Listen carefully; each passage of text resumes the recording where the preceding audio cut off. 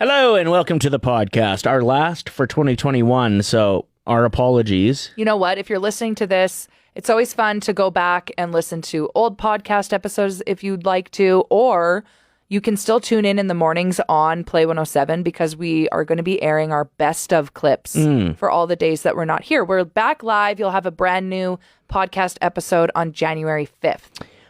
If you're looking for a specific episode to listen to after this one, I would recommend Monday this week, where Lisa had to tell the story about how she went to the bathroom and the toilet was broken at her friend's parents' house and she left. I left a floater. No, I was just mean like you left the house. But I also left. Thank you for the details. Yeah, well, you know what? You got to own it. You can't be embarrassed. Otherwise, that's when people start making fun of you. But if you make fun of yourself first in situations, it makes it very hard for other people to make fun of you. I don't think that's how it works because now, from now on, your new nickname is going to be Floater. No. Yeah. Floater's a great nickname. That's a terrible nickname. Awesome. Well, thank you for listening to the show. We hope you catch it live. Weekday mornings from 5:30 to 10, but thank you for listening to the podcast as well. Obviously, just supporting the show means the world to us, and we wouldn't have our jobs without you. Yeah, imagine if our podcast only got like 4 listens. We wouldn't still be doing this. So we gets honestly... gets at least 16. At least. Most days. We really do appreciate you. So have a great Christmas. Stay safe, stay healthy, and we'll talk to you in the new year 22. Sorry, I've had 1 shot of Bailey's this morning, so... I'm kind of tipsy. Yeah, take it easy over there, Floater. Don't call me that. This is the Ryder and Lisa replay. Brought to you by Southtown Hyundai. Check out the Southtown Hyundai Advantage at southtownhyundai.ca.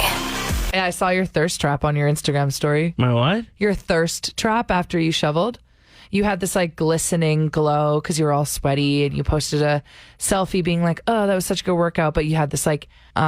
sexy facial expression. Okay. I could see right through it. I was actually trying to just post a picture of how sweaty I was. Sure. Because I got such a good workout. You can see the drip of sweat on my nose. I know.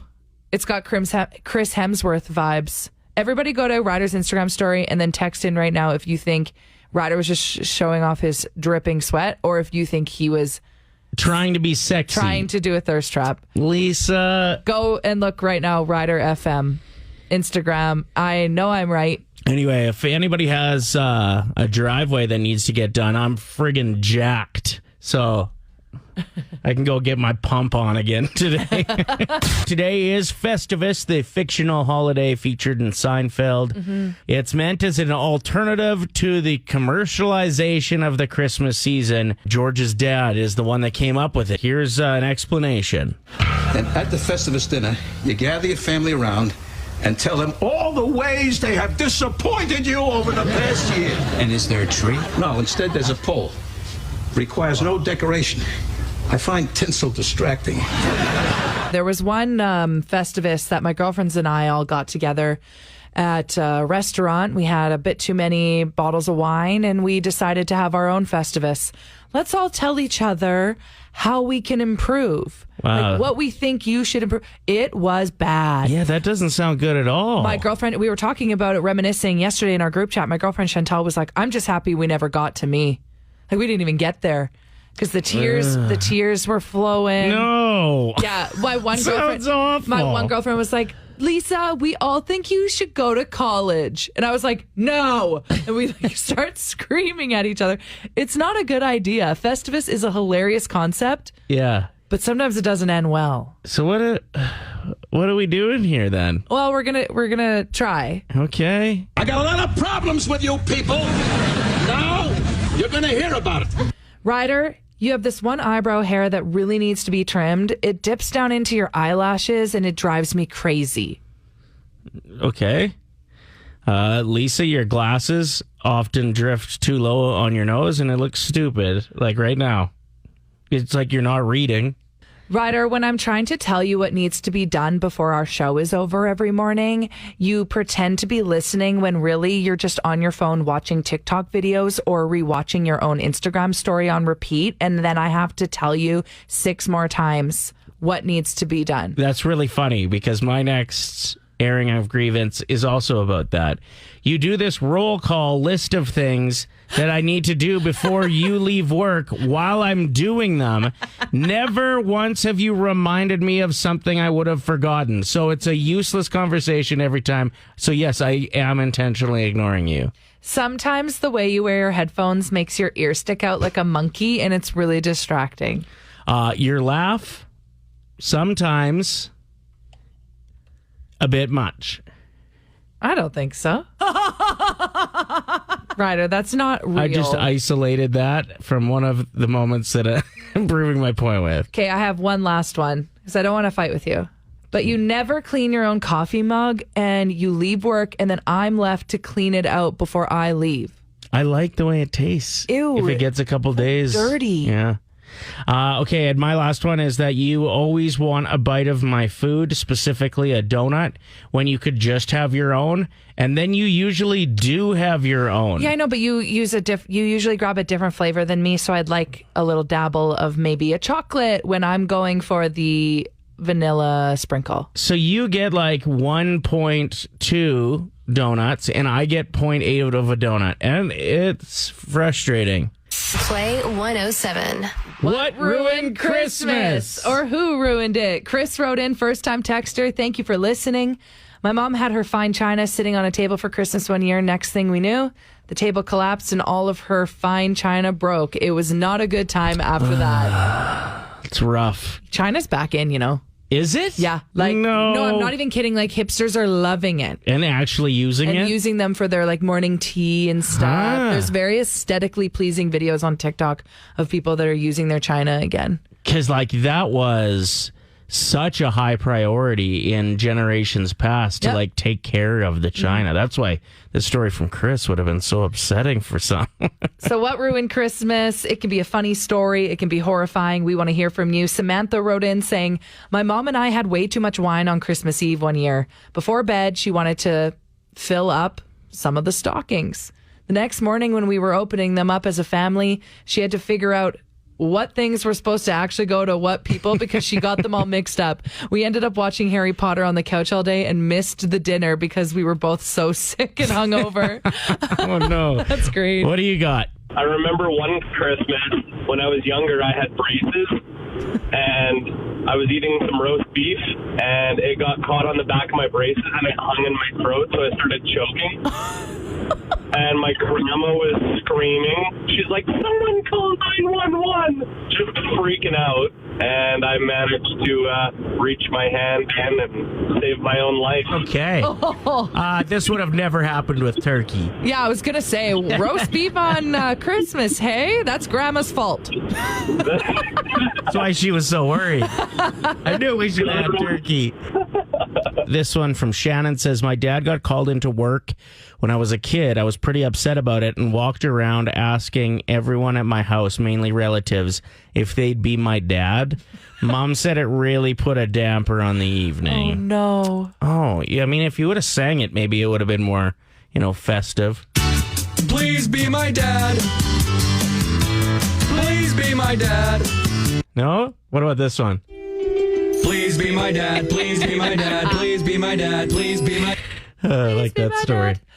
Chris said, my parents had arranged for my grandpa's cousin to dress up as Santa and make an appearance on Christmas Eve. It was bitterly cold, Saskatchewan night, classic, and we gathered to open gifts. He had gone around the outside of the house and knocked on our patio doors. He put one hand inside and said, ho, ho, ho, and our dog promptly bit him.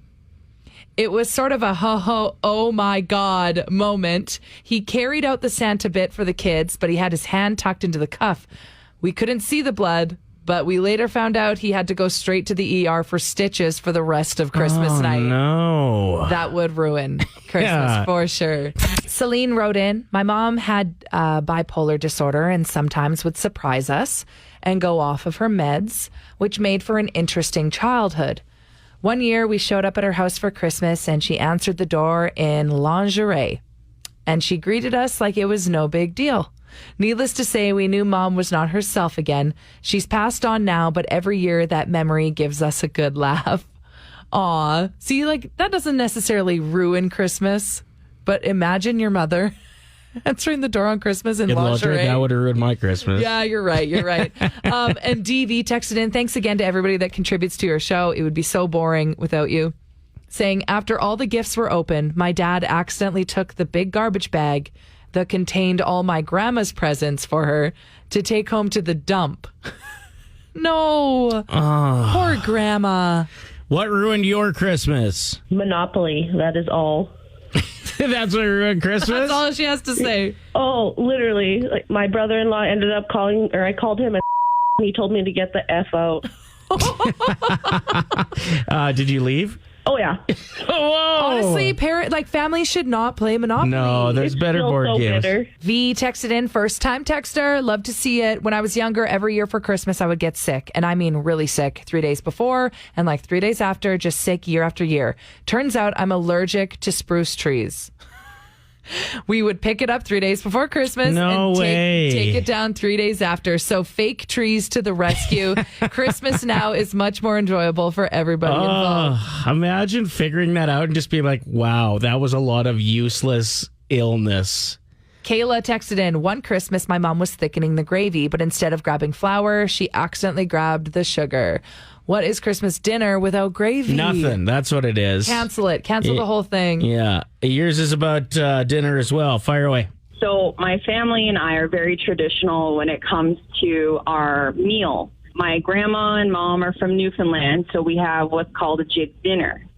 A what dinner? Jig dinner. A jig's dinner. Okay. It's a bunch of different vegetables and salt beef all cooked in a pot. It's really delicious. So one year, my mom and I were like, you know what? Let's try one of those fancy Christmas dinners that you see like on American TV shows where they have all these different fancy dishes and everything.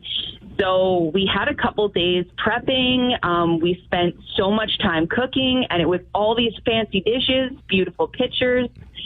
And we sit down to eat, and everybody hates everything.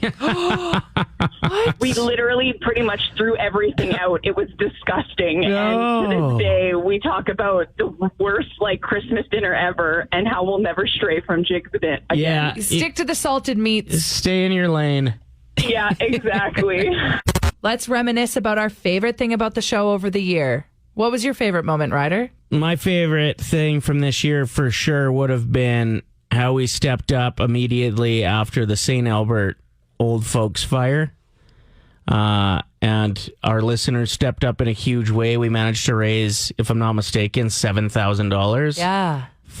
We found out a bunch of them had been moved to a hotel and didn't have time to get footwear. Yeah, they didn't even have anything. They were just in their bare feet or socks walking around this hotel lobby. So it started with just hoping to raise a little bit of money to buy anybody that needed slippers.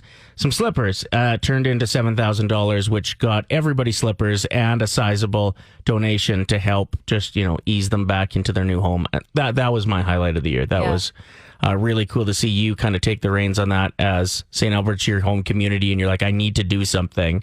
And it just snowballed into something really powerful. Thank you for putting me on the spot, though. I think one of my favorite highlights of the year was your viral video of you doing a house tour after McDavid did a house tour of his home.